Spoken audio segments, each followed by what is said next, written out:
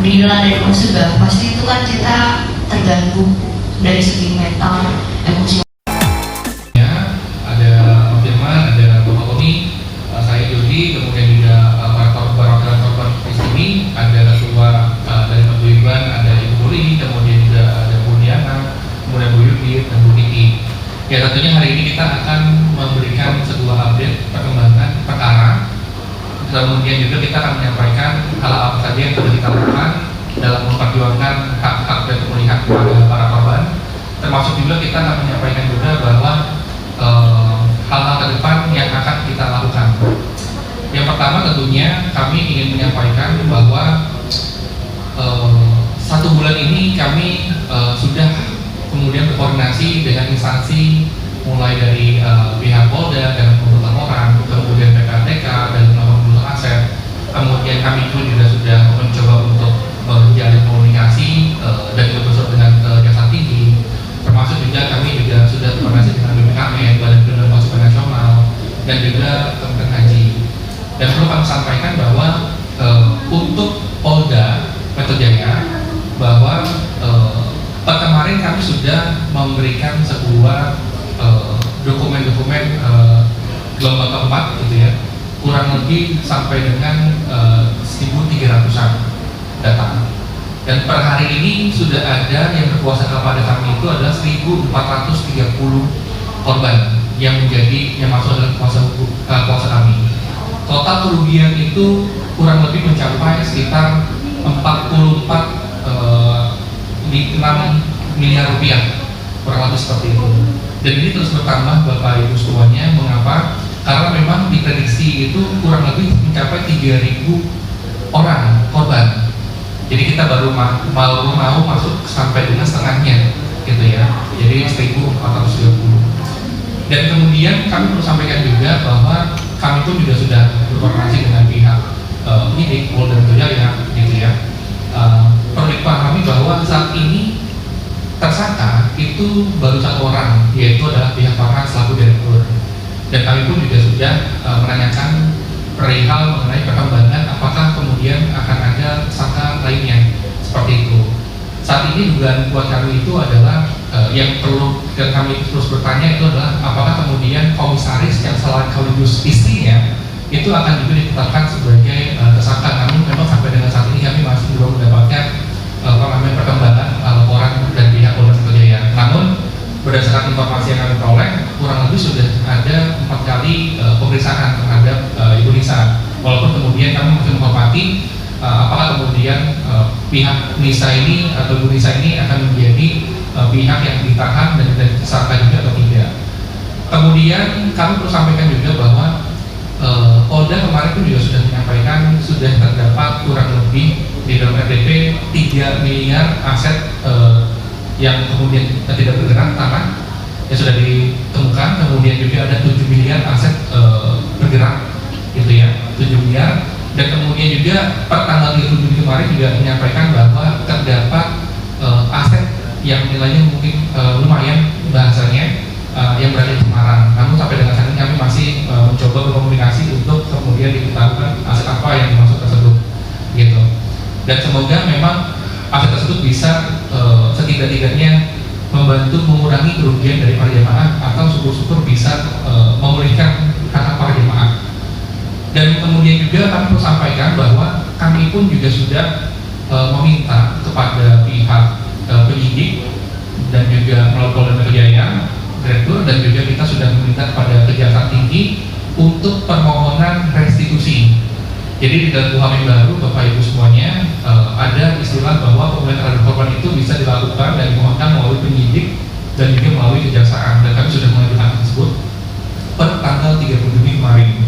Namun memang sampai dengan saat ini kami masih menunggu respon dari pihak Polda Metro Jaya, termasuk juga nanti kejaksaan seperti itu. Apakah kemudian permintaan kami itu nantinya apakah akan diterima untuk kemudian diajukan restitusi nantinya di tahap pengadilan selanjutnya, seperti itu. Kemudian perlu kami sampaikan juga Bapak Ibu semuanya bahwa selain upaya-upaya pemulihan, saya mau sampaikan bahwa upaya restitusi ini pun juga diminta oleh pihak LPSK, karena kita sudah berkoordinasi dengan LPSK perlu dibuat yang namanya paguyuban.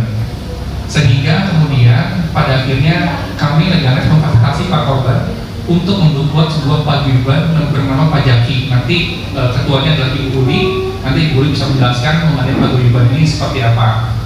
Kemudian juga kami perlu sampaikan juga, kami melihat bahwa tidak hanya kemudian kerugian material saja, tetapi imaterial pun juga dirasakan oleh Pak korban. Sehingga kami dari kantor hukum legal State Law menggandeng sebuah psikolog bernama Ibu Erna Dewi sebagai mitra strategis kami untuk memulihkan kerugian imaterial para korban secara psikologis supaya mereka itu bisa kemudian bangkit dari hal-hal yang membuat mereka sedih dan hal ini adalah kerugian yang bersifat imaterial. Dan perlu kami sampaikan, sebetulnya ini bukan tugas kami untuk kemudian membantu memulihkan para korban. Inilah tugas daripada Kementerian Haji yang seharusnya hadir untuk kemudian setidaknya memberikan siraman rohani, termasuk juga memberikan sebuah pemulihan psikologis, termasuk juga material gitu. Namun sampai dengan saat ini kami selaku kuasa hukum harus bertindak sendiri untuk bisa kemudian memberikan pemulihan psikologis kepada korban dengan menggandeng para praktisi psikologi yang ada saat ini, yaitu adalah Ibu Erna ya, seperti itu. Nah, itu yang kami perlu sampaikan. Dan kemudian kami juga ingin menyampaikan Bapak Ibu semuanya di sini bahwa kasus korban Hanania ini adalah dan harus menjadi kasus yang terakhir. Sehingga tidak hanya kami mengejar yang namanya pemulihan saja, pemulihan terhadap hak korban, tetapi korban dengan inisiatifnya langsung bersama kami kantor hukum legal State Law membuat sebuah dokumen bernama naskah akademik. Naskah akademik ini berjumlah 800 halaman, Bapak Ibu. Tujuannya apa naskah akademik ini? Naskah akademik ini harapannya bisa diterima oleh pihak Kementerian Haji untuk kemudian dibuatkan sebuah peraturan turunan dari Undang-Undang 14 tahun 2025 yang menurut kami tidak masih kurang baik gitu ya, dan masih kurang jelas. Salah satu yang kami ingin sampaikan adalah di dalam naskah akademik yang kemudian kami susun bersama dengan para jemaah terdapat konsep early warning system yang mana semua para konsumen itu akan tahu bagaimana ketika memilih sebuah travel umroh yang baik. Jangan sampai kemudian mereka itu bisa salah pilih. Sudah ada namanya early warning system di dalam naskah akademik kami. Yang kedua adalah kami bersama jemaah juga membuat sebuah konsep yang namanya escrow account. Jadi nggak serta-merta kemudian para PPU ini bisa langsung mencairkan dananya. Ketika uang masuk dari jemaah kemudian langsung cairkan untuk keluarga itu nggak bisa. Ketika ada escrow account, para PPU itu baru bisa mencairkan setelah beberapa checklist terpenuhi. Misalkan ketika mereka sudah mendapatkan visa, baru nanti bisa terpenuhi dan bisa mencair uangnya. Kemudian yang ketiga adalah kita juga mencantumkan di sini Kemenhas itu hanyalah merupakan kementerian yang tentunya SDM terbatas. Maka dari itu Kemenhas butuh sekali yang namanya perpanjangan tangan melalui apa? Melalui sebuah asosiasi. Nah, asosiasi ini kami paham bahwa asosiasi ini ada 14 pihak gitu ya, yang tentunya memiliki memiliki sebuah kebijakan masing-masing.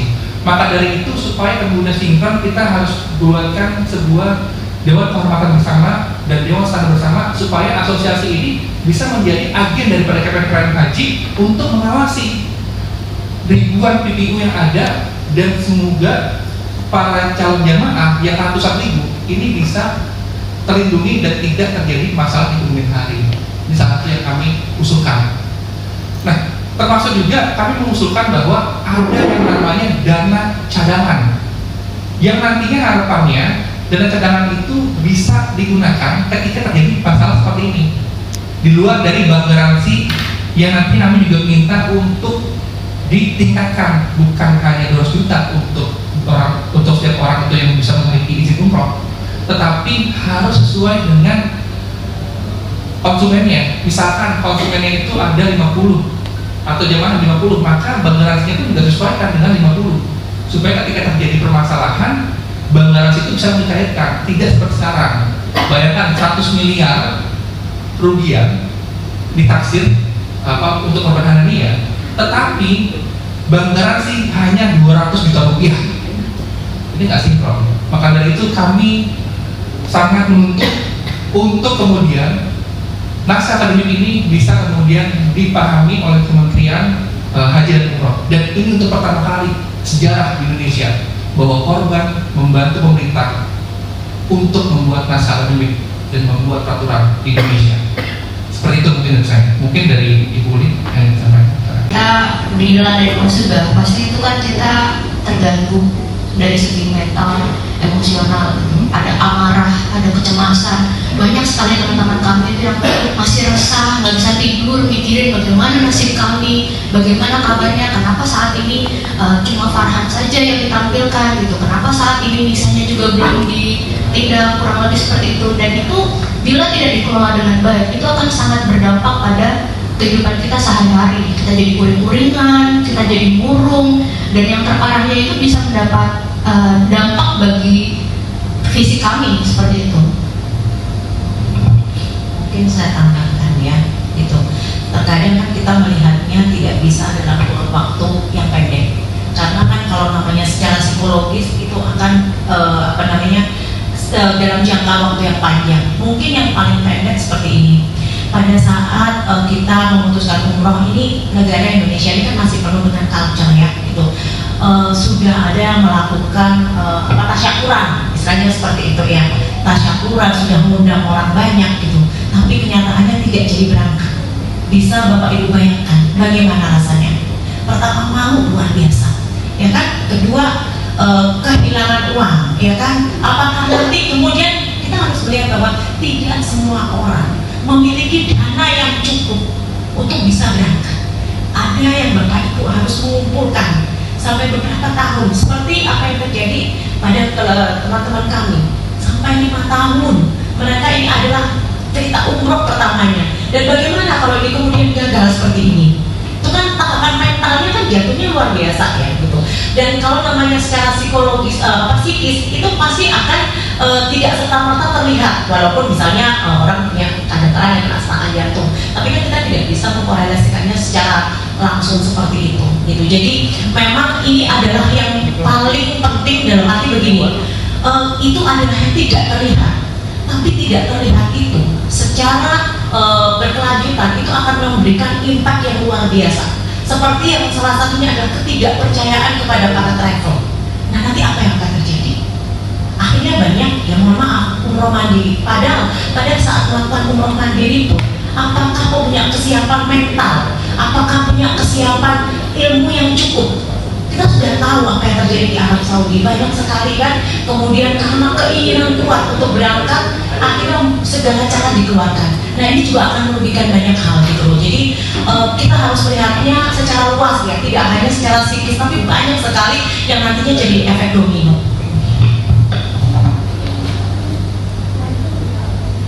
Sedikit